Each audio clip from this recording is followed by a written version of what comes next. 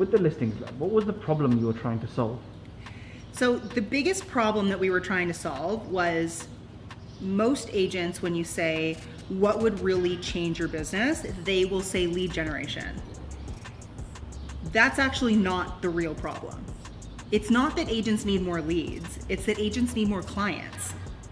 So what we did instead of focusing on lead generation, which is what a million companies out there will claim that they can do, we really focused on how do we take someone from stranger to client, right? Anybody can generate a butt ton of leads, but it's actually not the lead that you want. You want the end result, which is the client.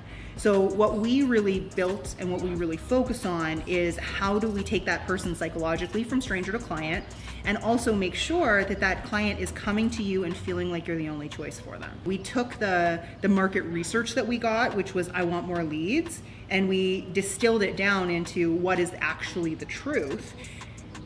Just like any other business, people want more customers, they want more clients. And so when you have more clients, what does it allow you to do? It allows you to stop worrying about the first part of the business, right? If you have unlimited scalability and you essentially end up with a tap that you can turn on and off, and you can have as much business or as little business as you want, then you actually end up with consistent, predictable control over your business, and you can make decisions then that will allow you to build a real business and scale. So the biggest challenge for me was the fact that I was so introverted. I think that it was really hard for me. So I started at a training brokerage they trained the same way that every other brokerage trains, even up till now. I don't think their training's changed a tremendous amount.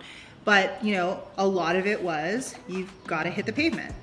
You've got to knock on doors. You've got to call the phone book. You've got to do all of these things that to me felt like dying. Like I felt like dying. I remember I went door knocking once and I got chased down the driveway from somebody who was like, why are you knocking on my door? So I remember thinking, if this is how I have to do this business isn't for me. And so a lot of the early struggles were me trying to figure out what was actually going to work for me and how did I want to build my business, not how was everyone else being taught to do things. Because immediately too, I felt like there was something wrong with me because I was so resistant to all of these other things. And the other thing, and I've told this story before, but really early on at most brokerages, they have you take a disc profile. And I took my disc, and I'm not a high D.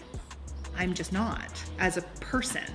And I remember being told that I would make a really good administrator. And I thought, that doesn't feel right.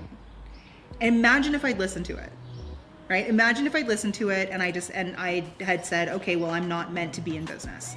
I'm meant to be a support person in business.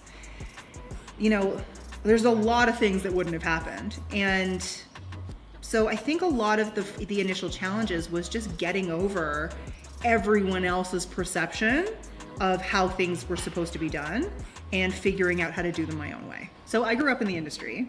My mom's been an agent for 35 years. I started doing her paperwork at like 13. So I had a really good idea of what real estate could look like. But I think the thing that really prepared me for it was understanding immediately that I had two jobs. And I think a lot of people who, when they're initially getting into real estate, they just think, I'm gonna be really good at selling real estate. I'm really good with people. They get their real estate license and they think they have the one job. When you have any business, you have two jobs. You have marketing, lead generation, client generation, and then you have the actual job itself, right? So I think that I came into it with more of an understanding that there were two sides to it, that the business had to come from somewhere. When I first got into the industry, what I didn't realize was that my sphere was also my mom's sphere. So who were people gonna choose? Were they gonna choose the 21-year-old who just got her license? Or were they gonna choose my mom, who'd at that point been in the business for 20 years and who, had tons and tons of experience. Of course, they were going to choose her, right? So, you know, a lot of newer trainings were like, well, you got to work your sphere and you've got to talk to friends and family and all of that stuff. That was never going to work for me. So I had to get really creative.